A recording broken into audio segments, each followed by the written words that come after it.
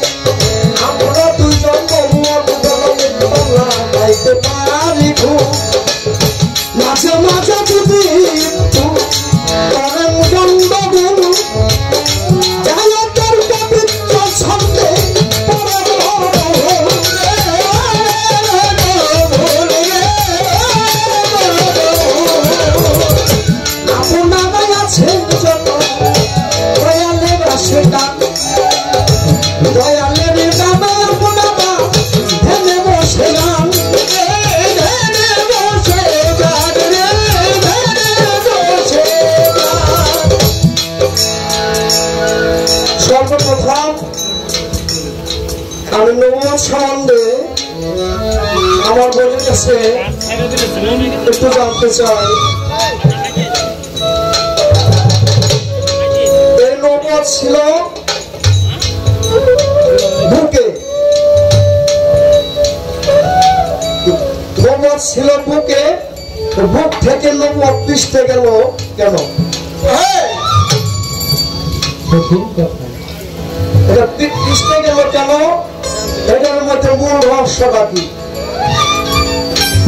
নবুয়ত থাকবে বুকে, ছিল বুকে, কিন্তু এই নবুয়ত বুক থেকে গেছে পৃষ্ঠে, কেন গেল? এটার মূল ভাবটা কি? আর এই নবুয়ত কত প্রকার? এই ছোট একটি প্রশ্ন আমার বোনের কাছে, আশা করি সুন্দরভাবে আমার বোনের মীমাংসা করবো।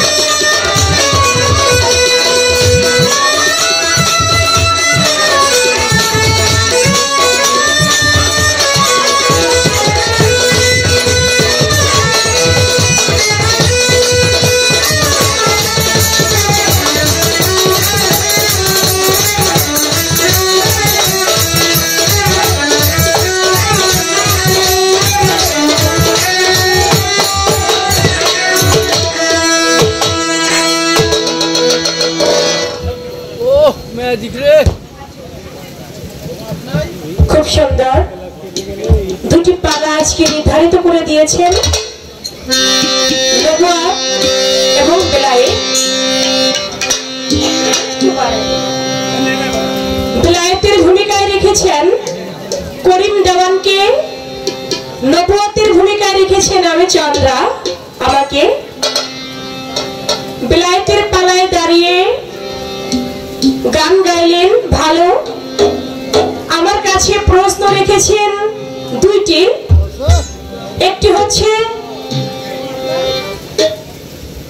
দয়াল নবীর নবুয়ত ছিল তার বুকে, এই বুকে থেকে পৃষ্ঠে গেল কবে, কিভাবে গেল, এবং নবুয়ত কয় প্রকার, কি কি? আমি জবাব করব, কিন্তু বেলায়েতের পালা নিয়ে আমার করিম দেওয়ান ভাই তিনি একজন সাধক শিল্পীর ছাত্র, তাই না? কার ছাত্র? শুধু বাংলাদেশ সুনাম ছিল না তার, সারা বিশ্বের মধ্যে যার সুনাম খ্যাতি ছড়িয়ে ছিটিয়ে আছে, এখনো আছে, আমার বাজার পরশালী দেওয়ান, তার ছাত্র করিম দেওয়ান। বেলায়েতের পালা নিয়ে গানটা গাইলেন, যাবে যদি মাসুক রূপ দর্শনে আল্লাহর আশে গান, বসে অলি আল্লাহ ধ্যানে। গানটি রচবলি দেওয়ানের বড় ভালো গান, দামি গান, কিন্তু এটা কি বেলায়েতের গান?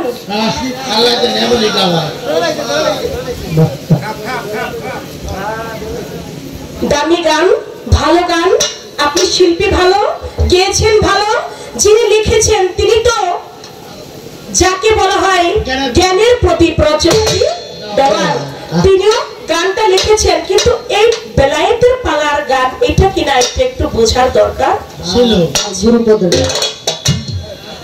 যাক, তারপরে ভালো, কারণ পালা গান তো যদি দুই একটি কথা একটু না বলি তাহলে পালার কোনো মজা হয় না। তাই আমি সেদিকে লক্ষ্য করে আমার কাছে যেখান থেকে প্রশ্ন রেখেছেন দয়ার নবীর নবুয়ত ঢুকেছিল সেটা পৃষ্ঠে গেল কিভাবে, আমি একটি গান রাখছি, গানের মধ্যে পূর্ণাঙ্গ জবাব হয়ে যাবে। আপনারা যারা জ্ঞানী মহাজন একটু লক্ষ্য করে শুনলেই জবাবটা পেয়ে যাবেন, তারপর আমি মুখে বলার চেষ্টা করব।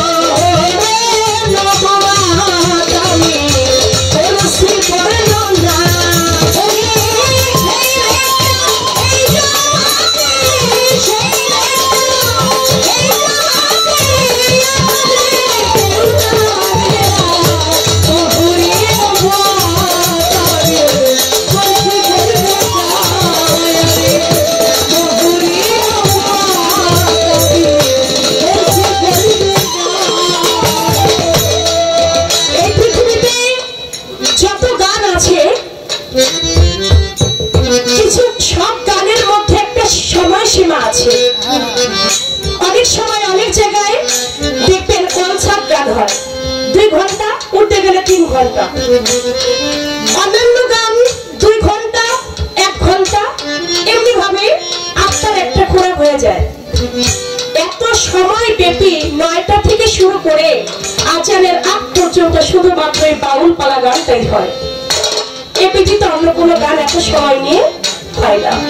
এই গান বুঝতে হলে কখনো 1 ঘন্টা শুনে কখনো আত্মার খোরাক নেওয়া যাবে না।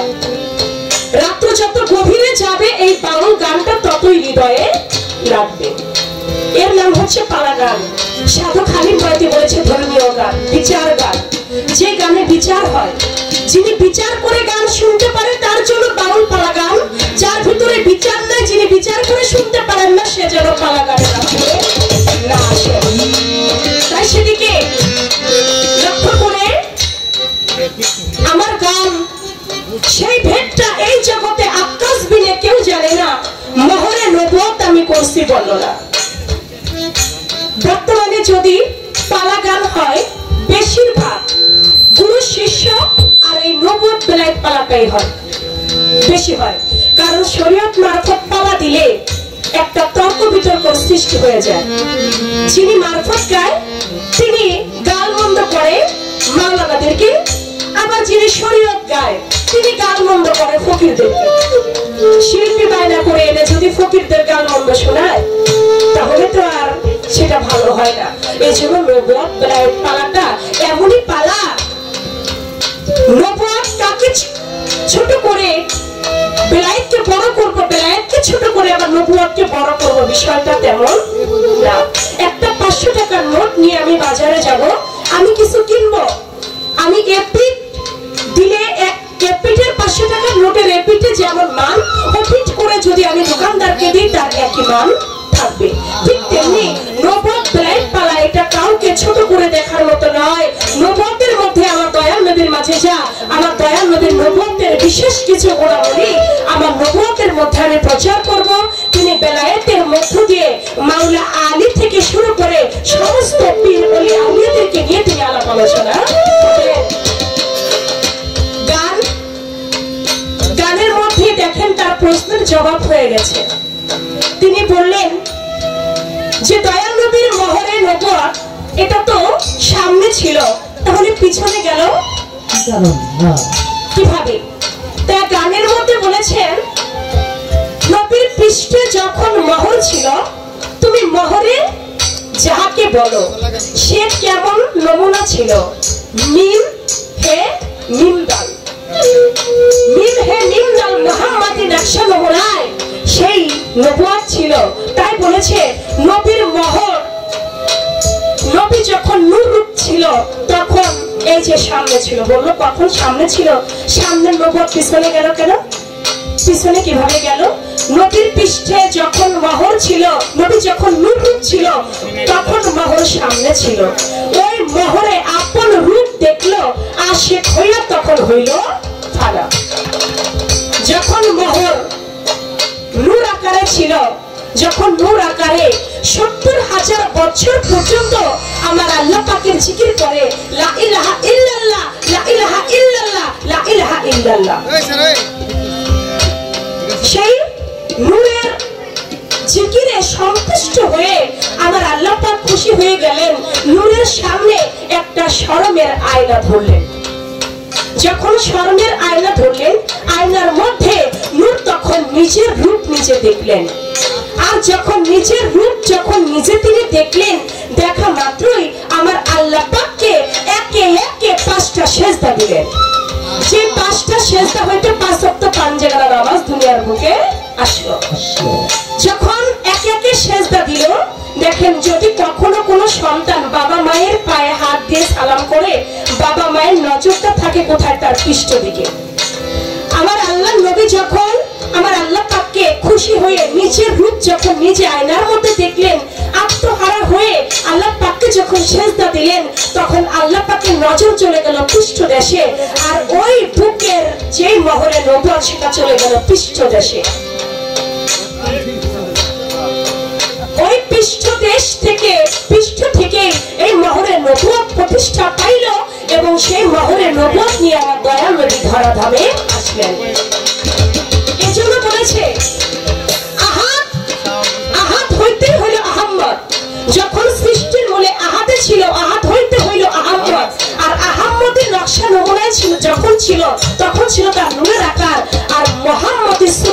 তিনি ধরলেন দুনিয়ার বুকে, তখন তিনি আসলো মানব আকার। আর মানব আকারে তিনি এসে তার রূপ তিনি প্রকাশ করলেন। নবুয়ত কয় প্রকার? নবুয়ত দুই প্রকার, একটা শুধু নবুয়ত আর একটা মহরে নবুয়ত। শুধু নবুয়ত কারা পাইলেন? যেমন আদম আলাইহিস সালাম থেকে শুরু করে ইব্রাহিম নবী, নূহ নবী, যত নবীগণ, যেমন দেখবেন মুসা নবী তার হাতের লাঠির মধ্যে ছিল কিন্তু তার নবুয়ত। সুলাইমান নবী তার হাতের আংটির মধ্যে ছিল তার নবুয়ত। ইউসুফ নবী তার চেহারার মধ্যে ছিল তার নবুয়ত। আর আমার দয়াল নবী তার নবুয়ত হলো পৃষ্ঠ দেশে। এর জন্য যত নবীগণ দুনিয়ার বুকে এসেছে সবার নবুয়ত আর আমার দয়াল নবীর নবুয়ত কখনো এক নবুয়ত নয়। তারা সবাই যে নবুয়তটা পেয়েছে সেটা হলো শুধু নবুয়ত, আর আমার দয়াল নবী যেটা পেয়েছে সেটা হলো মহরে নবুয়ত। এই জন্য নবুয়ত হচ্ছে দুই প্রকার। আমার নবী যেটা পেয়েছেন সেটা মহরে নবুয়ত। এই নবুয়তকে এক একজন এক এক ভাবে দেখেছেন। কেউ দেখেছে এক গুচ্ছ চুলের মতো, কেউ দেখেছে একটা কবুতরের ডিমের মতো, কেউ দেখেছে একটা আইসিলির বুটার মতো, কেউ দেখেছে এক গুচ্ছ চুল বা আকাশ দেখলো মহরে সিল নবুয়ত। যার যেমন মন, যার যেমন ইবাদত, ঠিক সে তেমন ভাবে আমার নবীর নবুয়তকে দেখেছেন। এই ছিল বিষয়, আমি তার জবাব করলাম। এবার আপনার কাছে আমার একটা প্রশ্ন থাকবে। আপনি বলবেন, আপনি যেখানে আমাকে প্রশ্ন করেছেন আমি সেখান থেকে আগে একটা কথা রাখি। কাবা ঘরে জন্ম নিয়েছেন মাওলা আলী করিমাল্লাহ ওয়াজহু, যার থেকে বেলায়েত প্রতিষ্ঠা পাইল। 3 দিনের শিশু, এটা ফ্যান চলে না, 3 দিনের শিশু মাওলা আলী জন্ম নিয়ে কাবা ঘরে জন্ম নিলেন। কাবা ঘরের দরজা বন্ধ হয়ে গেল। অনেকেই দরজা খুলতে চায় কিন্তু দরজা কেউ খুলতে পারে না। আমার দয়াল নবী যখন তার রহমতের হাত দরজার মধ্যে লাগালেন, দরজাটা খুলে গেল। আমার দয়াল নবী ভিতরে প্রবেশ করলেন। মা হযরত আলীর যিনি মা ছিলেন ফাতেমা বিনতে আসাদ, মাকে জিজ্ঞেস করলেন, কাকিমা আপনার গৃহে নাকি আমার ভাই জন্ম নিয়েছে, কই দেন না আমার ভাইকে আমার কোলে। ফাতেমা বিনতে আসাদ বলে, মোহাম্মদ তুমি কাকে কোলে নিতে চাও? তুমি যাকে কোলে নিতে চাও আলী, তিনি 3 দিন হলো জন্ম নিয়েছে। এর মধ্যে একটা দিন ছোট মাসি ছোট, আমি মা, আমাকে চক্ষু মেলে তাকিয়ে দেখে নাই। আমি মা, আমার দুগ্ধ পর্যন্ত পান করে নাই, একটু হাসে না, কাঁদে না, কেমন সন্তান আমার হইল, আমি তো এই চিন্তাই বাঁচি না। বলে আপনি দেন না আমার কোলে, দেখি না আমার ভাইকে। হযরত আলীকে যখন কোলে দিয়েছে, 2 চোখ মেলে তাকিয়ে সর্বপ্রথম আমার দয়াল নবীর মুখ মোবারক দর্শন করে দিয়েছে। যখন মুখ মোবারক দর্শন করলেন, আমার দয়াল নবী তার জিহ্বাটা হযরত আলীর মুখের মধ্যে ধরলেন। শিশু বাচ্চা যেমন মায়ের স্তন পান করে, ঠিক তেমনি করে দয়াল নবীর জিহ্বা মোবারকের লালা মোবারক পান করে সেখানে বেলায়েত হাসিল করলেন। শুধু তাই নয়, মুখে সূরা মুমিনের 10 আয়াত পাঠ করে শোনাইলেন। তখন কিন্তু কোরআন নাজিল হয় নাই। আপনি বলবেন তখন কোরআন নাজিল হয় নাই, হযরত আলী আল কোরআনের সূরা মুমিনের 10 আয়াত পাঠ করে শোনাইলেন। তখন মা ফাতেমা বিনতে আসাদ অবাক হইয়া আমার নবীকে জানতে চাই, ইয়া রাসূলুল্লাহ আমি কিছুই বুঝলাম না যে আলী 3 দিন হইল দুগ্ধ পান করলো না, হাসলো না, তাকাইলো না, কাঁদলো না, সেই আলী আপনার কোলে যাবার সঙ্গে সঙ্গেই সে আপনাকে দেখলো, আপনার জিহ্বা মোবারকে লালা মোবারক পান করলো, আবার কি জানো কি মুখে পাঠ করলো। বলে কি জানো কিনা, কোরআনের সূরা মুমিনের 10 আয়াত পাঠ করেছে। বলে এটা কেমনে কি সম্ভব? বলে কাকিমা ছোট, এই আলীর সঙ্গে আমার সঙ্গে সৃষ্টির মূলেই ওয়াদাবদ্ধ ছিল, পৃথিবীতে আমার মুখ না দেখে তার মায়ের মুখ আলী দেখবে না। আমার জিহ্বা মোবারক থেকে বেলায়েতে হাসিল না করে তিনি তার মায়ের দুগ্ধ পান করবে না। এটা সৃষ্টির মূলেই তার সঙ্গে আমার সঙ্গে ওয়াদা ছিল। আপনি বলবেন তখন যে তার সাথে ওয়াদা হয়েছিল তখন হযরত আলীর রূপ ছিল কি?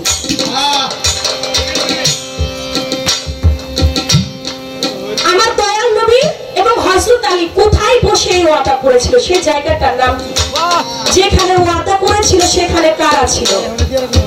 যখন কুরআন নাযিল হয় নাই, হযরত আলীর বয়স যখন 10 বছর, আমার দয়াল নবীর বয়স তখন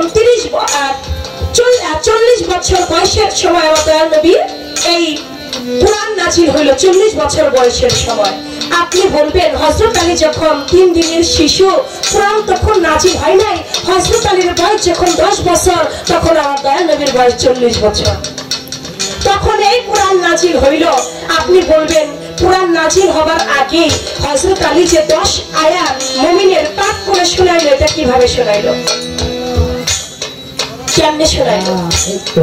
এই একটা কথা আপনার কাছে আমার রয়ে গেল। আশা করি আপনারা যতক্ষণ থাকবেন কিছু ভালো কথা অবশ্যই শোনাইতে চেষ্টা করব। আমার কাছে প্রশ্ন করতে কয়টা? 2টা না, আমি করেছি মাত্র 1টা, আরেকটা বাকি আছে। আপনি বলবেন বেলায়েতের মধ্যে এমন একজন আল্লাহর ওলি ছিলেন, সেই আল্লাহর ওলিকে আবার আল্লাহ পাক প্রতি 10 দিন পর পর তাকে বাজার করে খাইয়েছেন। আপনি বলবেন সেই বেলায়েতের ওলিকে, তার নাম কি? আর আল্লাহ পাক যে প্রতি 10 দিন পর পর তাকে বাজার করে খাইয়েছেন, আল্লাহ কি রূপে তাকে খাওয়াইছেন, আল্লাহর রূপ কি, কিভাবে তিনি এসে বাজার করেছেন, এই ছোট করে 2টি কথা।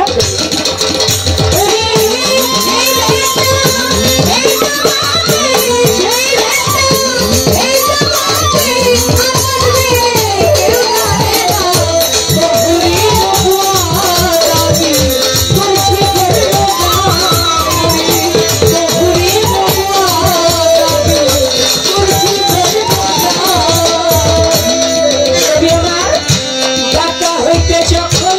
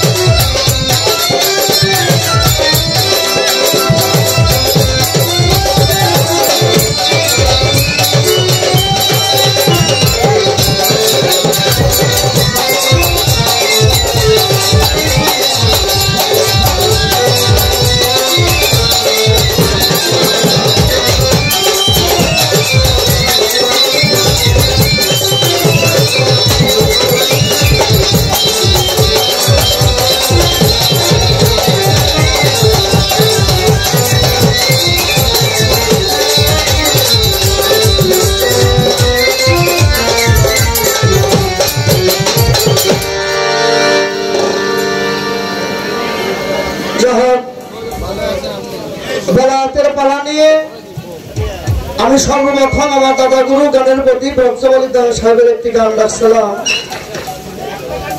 দেহতত্ত্ব একটি গান। যাবে যদি মাসুক রূপ দর্শনে,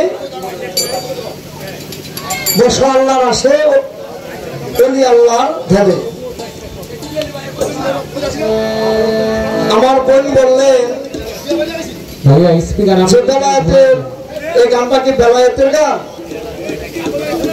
আচ্ছা বাবা, একজন গুরু কি বেলায়েত প্রাপ্ত না? হ্যাঁ তাই তো, সে কি বেলায়েতের অধিকারী না? অবশ্যই। আমি গানটা ঠিক করে রাখছি দেহতত্ত্ব নিয়ে।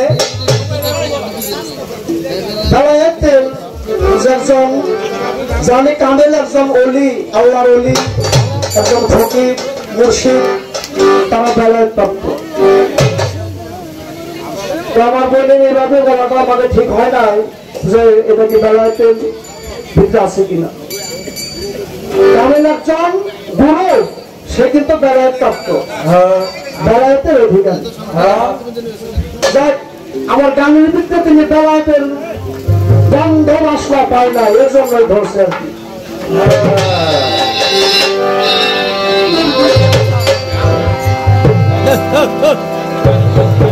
যা প্রশ্ন ছিল চমৎকার ভাবে বলে যোগ করেছে। আমার কাছে কিছু জানার, তার মনের ভাষা প্রশ্ন করেছে, আমি তার জবাব দিব। আমি একটি গান রাখি।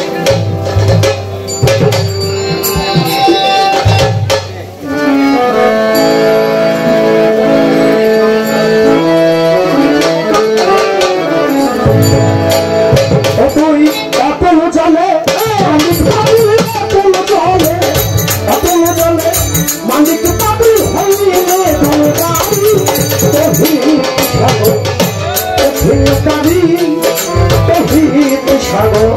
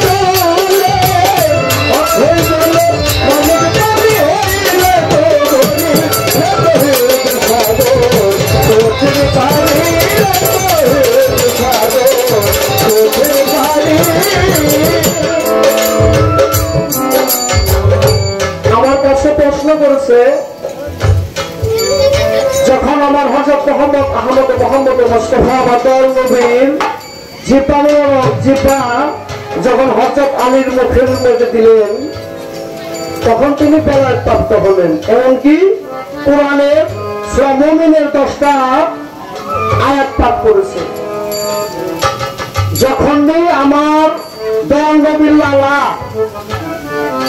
হযরত আলী যখন জিব্বা চুষা যখন খাইছে, যখন বেলায়েত প্রাপ্ত হয়েছে, শুধু কোরআনের মুমিনের 10টা আয়াত পাঠকে ইচ্ছা করলে কোরআনের 18 সিপারা কোরআন মুখস্থ করতে পারত। সুবহানাল্লাহ। আমার হযরত আলী পুরোটাই বাকি থাকতো না, করতে পারত। যখন জিব্বা লালা যখন খাইছে, তখন আর কোরআন আমি মনে করি কোরআনটাই ছিল আমার দয়াল নবী, পুরা কোরআনই হযরত আলীর ভিতরে ঢুকে গেছে।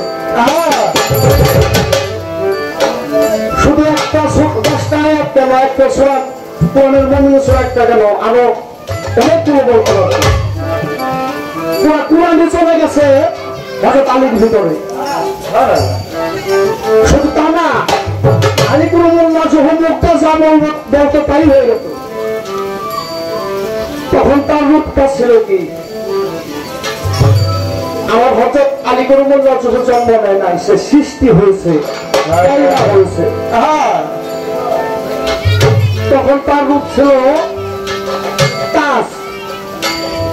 ওই মাথার মধ্যে তার তাজ রূপে ছিলেন, সে তারা রূপে। আমার আল্লাহ একটা আল্লাহ বলি, আমার আল্লাহ স্বয়ং তাকে নিজে আল্লাহ বাজার করে খাওয়াইছে। এটা কার রূপে? কার রূপে আমার আল্লাহ বাজার করে খাওয়াইছে? ওই লোকটা আল্লাহ কি? এটাই ভালো কথা। আমার আল্লাহ কার রূপে? হযরত আলীর রূপে গেছিল সেদিন। তাকে বাজার করে খাওয়াইছে, তার নাম ছিল জুন মিস্ত্রি। এই জুন মিস্ত্রি আমার আল্লাহকে 101 বার সালাম দিছিল। আমার আল্লাহ 101 বার, আমার আল্লাহ 101 বার নিজে সালাম দিছে। জুন মিস্ত্রিকে সালামের উত্তর দেয় না। আল্লাহ আল্লাহ করতে করতে, আল্লাহর ইবাদত বন্দেগী করতে করতে জুন মিস্ত্রি নিজেই আল্লাহ ভক্ত হয়ে গেছিলেন। তখন আলীর রূপে আমার আল্লাহ যে জুন মিস্ত্রিকে বাজার করে খাওয়াইছে। এর থেকে আমার বোনের প্রশ্ন ছিল, আমি তার জব করলাম। এখন আমার একটি প্রশ্ন থাকবে, আমার দয়াল নবী চাদর গাইতে বসা, চাদর মরিয়ে গাইতে বসা। আমার দয়াল নবীর কাছে এক ব্যক্তি গেছে, বলছে হুজুর আপনি আমাকে নবুয়ত দেখান, আপনি আমাকে নবুয়ত দেখান। আমার দয়াল নবী ওই ব্যক্তিকে নবুয়ত দেখাইছিল, আমার জানার দরকার ওই ব্যক্তিকে জানলাম কি ব্যক্তি